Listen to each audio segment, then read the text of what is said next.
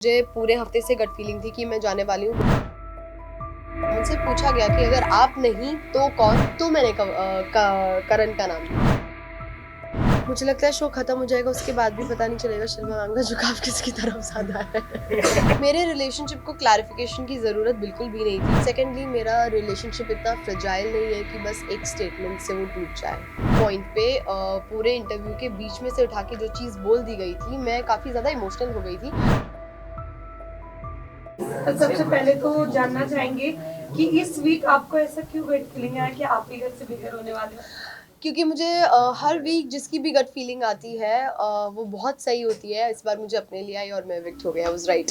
But उसके बाद ही आपने ये कहा कि आपको नहीं, आपके बदले कोई और जाना चाहिए, जैसे आपने करण मुझसे पूछा गया कि अगर आप नहीं तो कौन, तो मैंने करण का नाम लिया।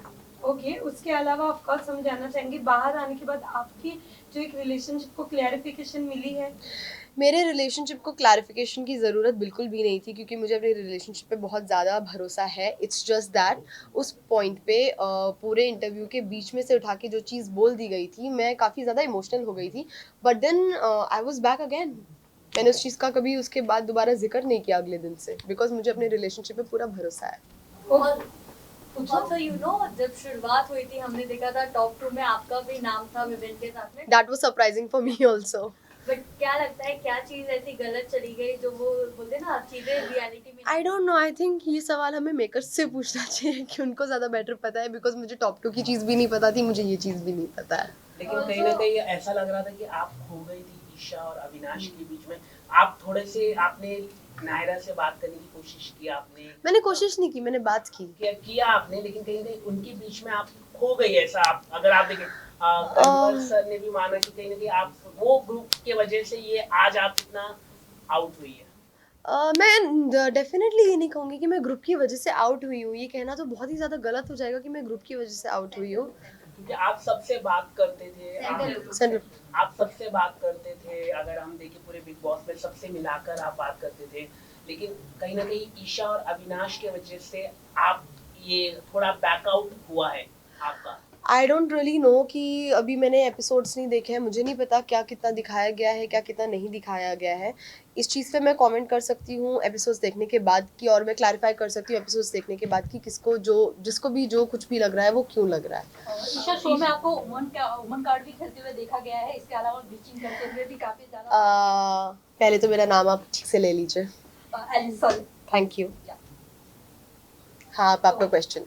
हाँ, तो आपको शो में बीचिंग करते हुए भी काफी ज्यादा बीचिंग करते हुए मुझे नहीं देखा गया है। मैं लोगों के बारे में बात कर रही थी, हाँ मैं लोगों को ऑब्जर्व कर रही थी, हाँ मैं लोगों के बारे में ओपिनियंस फॉर्म कर रही थी, मैं अपने दोस्तों के साथ डिस्कस कर रही थी, वो मेरे साथ डिस्कस कर रही थी, जो गेम का एक बहुत अहम पार्ट है।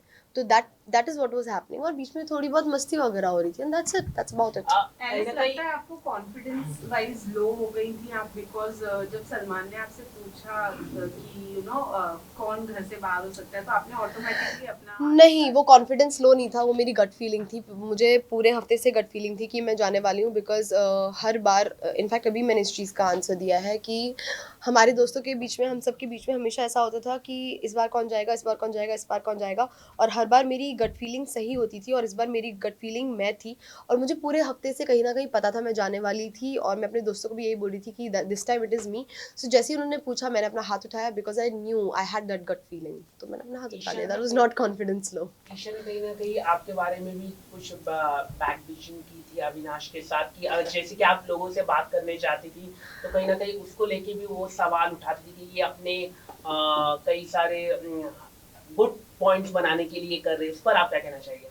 देखिए, मैंने अभी तक एपिसोड देखा नहीं है, तो मैं इस चीज़ पे कमेंट नहीं कर सकती, पर मैं एक चीज़ ज़रूर कह सकती हूँ कि बैक बिचिंग उसको तो नहीं कहा जाएगा। ठीक है, एक दोस्त हम 3 दोस्त हैं, अगर किसी को किसी के बारे में कुछ लग रहा है तो उसके पीछे से बाकी 2 लोगों ने बात की है, इसका मतलब बैक बिचिंग तो नहीं हो गया है कहीं भी। उसको जो लग रहा होगा उसने बोला होगा। वैसे बाहर आप लोगों की गैंग को चुगली गैंग ये नाम दिया गया है। Yes, I'm aware. या सो डू यू थिंक कि एक्चुअली में आप लोगों के पास में कोई टॉपिक नहीं होता था? ऐसा कुछ भी नहीं है। अगर हम दूसरों के बारे में इतनी बात करते थे जहाँ हम उनके लिए ओपिनियंस अपने बता रहे हैं, मस्ती मजाक कर रहे हैं, जजमेंट पास कर रहे हैं, इतनी बात करते थे, तो इतना सारा हमारा खुद का हंसी मस्ती एक दूसरे के बारे में होता था। तो अब बिकॉज घर के अंदर एज सच कोई इतना स्ट्रॉन्ग ग्रुप नहीं है जिसको गैंग कहा जा रहा है, तो चुगली और गैंग को मिक्स करके चुगली गैंग बना दिया गया। बाकी I don't think it is चुगली। करण ने सब लोग यहाँ पे एक चीज देखी गई कि शिल्पा जी जाकर ईशा के साथ कहीं ना कहीं बैठ गई थी, और दूसरी चीज ये शिल्पा मैम और ईशा काफी अच्छा बॉन्ड शेयर करते हैं। यस, देवर टॉकिंग अबाउट कि अच्छी बैठी थी घर से बाहर में। एंड कहीं ना कहीं ये भी देखा जाता है शो में कि शिल्पा जी का जो झुकाव है वो विवियन की तरफ थोड़ा ज्यादा है। इस बारे में क्या कहेंगे? मुझे लगता है शो खत्म हो जाएगा उसके बाद भी पता नहीं चलेगा शिल्पा मैम का झुकाव किसकी तरफ ज्यादा है। ओके, आपके जाने के बाद करण ने ये कहा कि आपको अफसोस होगा बाहर जाने के बाद, जिसके साथ वो बैठे हुए थे दिग्विजय। बिल्कुल भी नहीं, not 1%, not at all. Alice कहीं ना कहीं जब करण का अविनाश का इविक्शन हुआ था तब आपको पैनिक अटैक भी आया था, उस चीज का काफी मजाक उड़ाया गया है, इस बारे में आपका क्या कहना है? I think it is very sad because मैं अकेली ऐसी इंसान नहीं हूँ इस दुनिया में जिसको पैनिक अटैक्स और एंजाइटी अटैक्स आते हैं। कई सारे ऐसे लोग हैं जिनको पैनिक अटैक और एंजाइटी अटैक आते हैं, और लेट मी टेल यू 20 अलग अलग टाइप के पैनिक अटैक्स होते हैं, ठीक है। उसमें से एक ये वाला भी होता है जहाँ इंसान शिवर करता है। मुझे खुद को कई अलग अलग टाइप के आते हैं, तो जहाँ इंसान शिवर करता है उस टाइप में मैं शिवर करी थी। I am very aware of the video जिसके बारे में आप बात कर रहे हैं, जिस इंसान के बारे में आप बात कर रहे हैं, and it is very sad and it is very disheartening कि उस चीज़ के बारे में आप मजाक उड़ा रहे हो, किसी की मेंटल हेल्थ का मजाक उड़ा रहे हो। सो that's just not cool. वैसे आपके इविक्शन से विवियन थोड़े सैड नहीं नजर आया, उनका बहुत ही कैजुअल रिएक्शन था आपके इविक्शन के बाद। What do you want to say? Vivian is not someone who will sit and cry, ठीक है। फर्स्ट ऑफ ऑल मुझे पता है Vivian was always there for me even during my, मेरे को बस एक ही बार एंजाइटी अटैक नहीं आया था, मुझे कई दफ़ा एंजाइटी अटैक आया था, and Vivian was always there for me. Vivian always cared for me. Vivian ने हमेशा मुझे गाइड भी किया है जब भी मैंने उनसे कुछ भी एडवाइस मांगी है।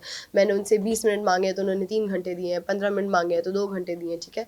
So he was definitely very sad, बस उनका तरीका अलग है, उनका तरीका बाकी लोगों की तरह नहीं है। So that's that. Last question. Alice जब आप निकल रही थी आपने कहा ट्रॉफी घर ही आनी चाहिए, तो आपको क्या लगता है इन तीनों में से किसके घर जा सकती है ट्रॉफी?